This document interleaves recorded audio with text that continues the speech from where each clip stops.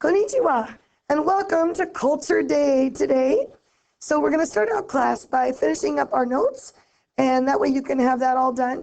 And then we're going to actually show you a Korean tea ceremony, and you can try some Vegemite from Australia, and we'll also try some seaweed from Japan.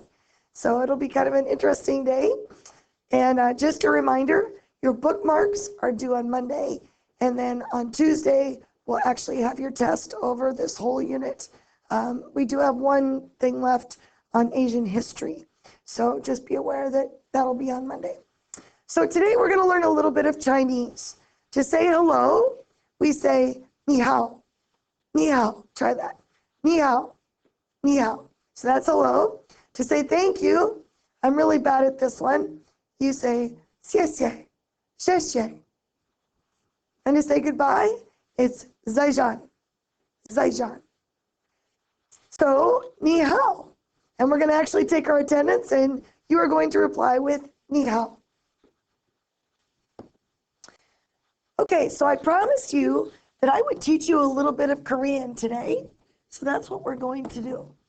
Korean is the easiest language in the world to learn. In fact, they've actually done a study, and they found it is the easiest. The reason for that is because the person who designed it wanted it to be very simple. So here's what happened in Korea. It was invaded by the Chinese, and so they were forced to speak Chinese. And then they were invaded by the Japanese, and they were supposed to speak Japanese. So they never had their own language. Well, finally, a guy named King Sejong said, listen, people, we need our own country, and we need our own language. And he made it as simple as possible because he needed everybody to learn it very quickly, even if they weren't educated. So all of the vowels in this language are based on 3 symbols. It's really easy. A dot, a vertical line, or a horizontal line. And it's based on the 3 basics. He saw heaven as like a dot. Man stands upright. And of course, land is like a horizon. So if you look at these vowel sounds, ya, o, stuff like that, you'll see that it's all basically a line and a dot or 2 dots, and they just move them in different places. So it's really very easy to learn. If you look at the consonants, they're even easier to learn because it's based on how your throat reacts. So think of the letters for consonants like a box, and your head is facing the side. So your throat is like a box. So what I want you to do is I want you to say the K sound and take notice what part of your tongue touches and where it touches when you do it. So ka, ka, ka. Where did your tongue touch? Yeah, it was on the top of your mouth and it was in the back of your throat, right? So because your tongue touches back here, this corner of the box, this is the symbol for K because it touches in this corner of the box. Now try the sound for N. N, N, N. You notice your tongue touches the front of your teeth? So because your tongue curls up towards this part of your mouth, that is the symbol for N. Now try the sound for M. M, M, M. Does your tongue touch anywhere? No, it doesn't. What does touch? Your lips, exactly. So because there's nothing touching in the center, it's empty. But because your lips are touching, that's the symbol for M. Now, if I were to do ah, notice what your mouth does when you say ah, ah. For example, that should be the symbol for that sound. So it's really that simple. You basically look at how your mouth reacts, and that's how they draw the letter. So it's, seriously, you could probably learn this language in like 2 days. Now, because they do this based on how your mouth forms, some letters do not make sense to them in our culture. So for example, I'll use a real obvious one. T and D are the same to them. I want you to say both sounds and notice what happens to your mouth. T, t, t, t. Now put your hand in front of your mouth and feel what happens when you say those sounds. What do you notice? They both blow air out about the same amount, right? And when you say those things, where did your tongue go? Right up behind your teeth, right? So they don't see a difference in those two sounds for logical reasons. So if they were basically trying to write down what you're saying, they might spell tiger, because they see those two sounds the same. Same thing with K and G, L and R, P and B, or even CH and J, like ch and j, ch, ch, ch, ch. Kind of interesting. They also have a hard and a soft sound with K's or T's or even S's or P's. So like, for example, let's look at P. Look at how this sounds when you say punk, punk. It's very strong, right? Whereas look at how it sounds when you say spy, spy, punk, spy. They're totally different, aren't they? So they would use a hard P for punk and a soft P for spy. So they actually have different letters for those different sounds. In Japan, they have three different kinds of language. We'll start with katakana. Katakana is the stuff that they use for children when they're first learning how to write. It's the simple way to write letters. I would use an analogy like printing in our culture. Hiragana is a little more fancy, a little bit more flair to it. Same letters, but a little more flair. So I would say this is kind of like us learning cursive language. Kanji, however, are actually symbols, and they were adopted from China, and they each mean a certain word instead of just a sound. So this symbol means mountain. And it started way back when. This was the beginning of the symbol. It was a drawing of a mountain. And then pretty soon, the mountain looked like this with the symbol. And then eventually they came down to this. So here is an example on the left with katakana. You'll notice it's very simple. And hiragana, we had a little more flower and flair to it. And here's your kanji. I know it's overwhelming, isn't it? They have 85,000 different kanji symbols. Most Japanese use only like 13 to 20,000 because, I mean, there's just so many of them. So for example, this symbol means investigate. This one means status, poison, mama, kill. Great. Now I had a really good question. A student asked me earlier today, how do they type on the computer? And that's actually a really good question. I actually asked a student from Japan that, and they said what they do is they have shift keys. So for one set of letters, they use the regular thing, and then they hit a shift 1, and it goes to a next set of letters, and shift 2 for another set, and so on. So now you'll find that most of the time when they use kanji, it's more for something formal, like poetry or something up on the wall. So it's usually for something very beautiful. So let's talk about the Chinese language. Of course, they're in China, they speak Chinese. That seems so simple, right? But as you guys probably learned in geography, China is so huge that they have 7 to 13 different dialects of Chinese, and most of them wouldn't even be able to understand each other. They are so different. So let's take a look. Most of them speak Mandarin. 70% speak Mandarin. 847 million people. And that comes from this region right over here on this side of China. 45 million speak Jin, 77 million speak Wu, and so on. Now, I think this is rather interesting. Look at Gan, for example. Only 1.7% of the world speak Gan Chinese, but that represents 20 million people. That's a lot of people. So even though it might be a small percentage, there's still a lot of people speaking that language. So for our sake, let's just use Mandarin. They also only use symbols. That's what Chinese do. That's why their characters are so detailed. And they put different things together to mean different things. They have 80,000 different symbols, and they probably use about the same amount that the Japanese do in regular everyday language, 13 to 20, 25,000, something like that. Now, what I found interesting is, for example, these two symbols mean America, but those symbols each have separate meanings, which gives us a little bit of background about what they think about that topic.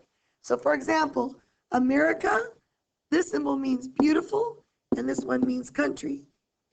Africa means those two symbols. This means evil-doing continent. Germany means a moral country. England means hero country. And look at this. Asia means inferior continent. Kind of sad when you look at it, isn't it? That they have that hidden meaning behind their title. All right, we've done our symbols. Remember, we're using those for our bookmarks. So let's jump ahead to the culture a little bit. When I went to Korea, I noticed that there were a couple of things that were a problem. And we talked about it when I was there studying. One thing that's a problem is there's a huge alcohol problem in Korea. And it's because of a very silly reason, actually. Gentlemen, you don't say no to your boss. And it's that way it's their etiquette not to say no. So if the boss says, hey, let's go out for drinks after work on Monday night or Tuesday night or Wednesday night, you can't say no. It's not proper to say no. So you go out. And in that culture, you also need to, everybody gets a set of drinks, right? And is it appropriate to say, no thanks, I'm going to have a pop this time or water? And so it has been a major issue, and it's causing problems in the family. Women typically do not go out or drink alcohol for the most part until their children are gone, because it's really not acceptable for women to be out, whereas the men are out. I will say things are changing, though. The divorce rate is at like almost 50% in South Korea right now. And it's because as of the 1960s, 95% of all marriages were arranged marriages. So someone assigned you a wife or a husband. Well, now those people are old enough that their kids are out of the house, and they're saying, well, I never liked this guy in the first place. Why am I staying married to them? And so a lot of them are getting divorced. They also have what are called love hotels. I thought this was rather interesting. It basically is a place to go and have an affair. Kind of bothers me a little bit. It's a hotel. It's cheap, but it's also very clean. In fact, a lot of students, when they go and like live overseas for a year, a lot of them will live in these love hotels and stay in them because they're cheap and they're clean. But you can rent them for an hour, to a night, to a weekend, whatever. And it's pretty secret. They have these things hanging over the doorway of the parking lot, so that way you can't tell whose car is parked there. And in the hotel, in the room, they have a little basket of accessories like condoms and things like that. So at least they're practicing safe sex, I guess. But it was really interesting to me that it was so out there that they're having these affairs, you know. There are some do's and don'ts in Korea. Obviously, you take off your shoes when you enter the building, like we did in class today. And when you think about it, it makes sense. You know, Rig, you work out on the farm, right? So let's say you're out working with the cows and you're out in the mud. Would you go in and walk on your mother's kitchen table? Of course not, you wouldn't, right? Well, their ground is their living space. They sleep on the floor. They eat on the floor. They sit on the floor. So it is their living space, and it needs to be clean. And that's why they take off their shoes when they come in. Now, someone asked me in another class, so, do they not have couches, or what's the deal in Korea? They actually have a mix in Korea. Like the house I went to, they kind of left it up to the kids. So they did have a couch. They had a Western table, but they also had a table where you sat on the floor. So they used both. In the bedrooms, one girl chose to have a Western bed like you do. Another one chose to have a mat on the floor. So I think it's just kind of personal preference. We talked about how you bring gifts everywhere you go, right? When you meet an elder, you don't make eye contact with them at first. You would bow, and you would keep your eyes down. You also, by the way, when you hand something to them, or anybody, you hand with two hands. which is a sign of respect. You don't pour your drink by yourself. You ask, basically someone else at the table pours it for you. It's about serving each other. So if this person isn't picking up that I need a refill, what I would do is I would just top off their drink for them, and then hopefully they would see that I need a refill too. When you shake hands with someone above you, whether it's your boss or someone older, you shake with 2 hands as compared to 1. And I also thought this was really cool, or interesting, I guess. After college, in the workforce, you don't use first names. I mean, think about where you work, you guys, and you call each other by your first name. So from then on, in their culture, it's always Mr. Peters or Miss Nelson or whatever it might be. Red ink is also a sign of disrespect. So, I mean, imagine if you're doing international business with someone in Korea and how you could really shut things down quickly if you don't know their culture.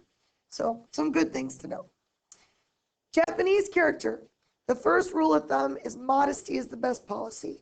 That means less is more. So you don't go and just grab a whole plate full of food. You start small. You can always go back for more. You're not too loud, not too boisterous. In fact, I had a lot of exchange students in our house when I was growing up from Japan. And I know one guy in particular, he really had a hard time with me because he was from a smaller village in Japan, in the country. And where he was from, women were quiet and kind of subservient almost. And me, I'm not like that. I'm kind of loud and I say things like I mean it. And that bothered him, I could tell. Now, the other thing that goes on is what we call hane and tatame. So when you walk into a room, hane is what you see on the surface. But there is always something going on underground, basically, and that's called tatame. Japanese people are notorious for not telling you what they think because they've been taught that that's inappropriate and it's offensive. So, like, for example, with this student I told you about that stayed at our house, I asked him, I said, do you not like me or something? Or what's the matter? Am I bothering you? And he would say, oh, no, everything's fine. But if you look at everything and you read the language, like the body language, his face would grimace when I was loud, or maybe his shoulders would tense up. So if you can read the atmosphere, quite often you'll figure out what's really going on. They're very much into using polite words, pleases and thank yous, and even proper body language. Like when you go in for a job interview, there are expectations. You walk in the door, you open the door with 2 hands. You turn around, you shut the door quietly with 2 hands. The chair is over there where I'm going to sit, and I can't remember, he said you had to go on a certain side, the left side, we'll say, of the chair. And when you sit a certain way. Your legs are a certain way. You shake the hand a certain way. So all those things are affecting whether you get the job, and that's not even asking or answering questions yet. They also greatly respect their elderly, and that might even mean someone a year or 2 older than you. So you'd have respect for your seniors in the high school. Don'ts in Japan, don't blow your nose in Japan. They would rather have you sniffle than to blow your nose. Don't be loud or obnoxious. I'm not saying the guy didn't like me, but it does make them uncomfortable because they're not used to that. We talked about this. Don't stick your chopsticks into your food or leave them in the bowl because that is a symbol of death. So that's a very bad thing in their culture. But don't be afraid to slurp your soup. That is a good thing. That's considered okay. It does bother them when people eat or drink or text while they're walking because it's such a crowded country. They've got subways and streets that are crowded. And can you imagine how many people you would run into in Japan if you weren't watching and you were texting? So most of the time, they won't take this stuff out and eat or drink or text until they're sitting on the subway or at their destination. Some do's and don'ts at China. You do greet the eldest person in the room first. Whether that's family or friends, you greet the eldest person first. They do, you have a wave to beckon people to come over to you, but they do it with the palm down instead of up. And if you point a finger at them, that is something they reserve for dogs. So that would be a very offensive thing in the Chinese culture. If someone gives you a gift, be very thankful, but then set it aside because they consider you ripping right into it to be kind of a greedy thing. When you do a toast, your glasses, when they chink together, the oldest person's glass should be on top. Again, they're always respecting the elderly, which I think is really cool. Eat all the rice in your bowl. They consider it bad luck to leave any grain of rice left. And they said in China, be ready for pushing and shoving. China is also a packed country, lots of people, and it's just, it's just normal to be pushed around. Otherwise, you kind of get run over. So they said, stand your ground. Some don'ts in China: don't point to the bottom of your shoes or show the bottom of your feet. Don't shake your feet. You know, ladies, how we cross our legs and sometimes we're flipping our foot. They consider that shaking away the good luck. So that's a bad luck thing. They consider someone's head sacred. So you don't typically touch someone's head. I mean, think about our culture. We played duck, duck, goose since we were little. So that's a little bit different. When you give gifts, don't give clocks or books as gifts. The phrase to give a clock sounds a lot like the phrase attend a funeral. So that has bad connotations. And the phrase giving a book sounds a lot like delivering defeat. And of course, that's bad too. Let's see here. Thing I found funny, they said, if you are enamored of somebody's something, let's say, oh my gosh, I love your necklace over here, Kira. Well, if you keep going on about it and say, oh, I wish I had one, blah, blah, blah, they might actually give it to you because they consider that a sign that you want it. So they'll actually give it to you. So be aware of that as well. Now, there were a couple of misconceptions I had before I went to Korea, and I was wrong. And so I'm hoping maybe I could teach you some of those today. The first thing I had was I pictured Korea like I did in my Korean War movies back in the 1950s. I pictured them all being rural, poor farmers. That's what was in my head. Boy, oh boy, was I wrong, especially in South Korea. Now, North Korea, yes, there's tons of poverty. But in South Korea, they are industrial. And I tell you what, Seoul is more technologically advanced than we are in the US because they're all about technology. So, for example, they had movie screens or TV screens that were as big as buildings downtown. This here is a floating opera house. Imagine sitting, watching a concert, and you're floating down the river. That was so cool. They even had buttons on my shower and my toilet. I could not figure out how to go to the bathroom on my toilet because there were so many buttons on it. It was crazy. They even pay for like their groceries with their phone. So we're just starting to do that in the US, but we're not quite there yet. It's been about, they've been doing that for about 10 years. So. Number two, I expected the women to be like the women I had heard about with my Japanese exchange students, that they would all be quiet and subservient and women's rights would be way behind. And I was so wrong. In South Korea, they are independent, strong women just like we are here. In fact, they are ahead of us. Would you believe the president of South Korea right now, oops, it moved on me, excuse me, is a woman. The first president of Korea right now is a woman. Not first, but, and that is awesome. I mean, we haven't even done that in the US yet. Women are allowed to fight in the military. We're just starting to touch base with that. They're very career and goal-oriented. The family I stayed with for a couple days, dad was an architect person and mom was a doctor. So very interesting. Just a little side note, and I have no idea why, but Korean women wear heels. And I don't know why, because you go up and down hills all the time. It's gotta hurt their feet, but they wear lovely heels. I will tell them that. The third thing I heard often was, oh my gosh, you're going to Korea, aren't you gonna die? When you go there, you wouldn't even be able to tell that North Korea is on the other side. On the DMZ, yes, it's very serious. But you know what? These people have been threatened by the North Koreans since 1950s, right? And if they worried about it, they just couldn't live their life. So if you go to Seoul, which is just a few miles south of the DMZ, You would never even be able to tell that there's a country after them just a few miles away. They just live their life just like we do. And I have to show you just a little fun thing. They love baseball in South Korea. Love it. Love it, love it. And actually, the teams are sponsored by businesses. So it would be like the Tachikara Bears versus the Yamaha Twins or something like that. Also, notice they're using some of the same teams that we have in America. And in Seoul, they had quite a few teams. They're all in big cities. So I think there were like 6 teams in Seoul. We saw the Twins and the Bears play. And it's a very interactive experience. So you'll see here, they actually have cheerleaders for baseball. And it's not who you think. The cheerleader is this guy right over here. He wears white gloves and he has a whistle.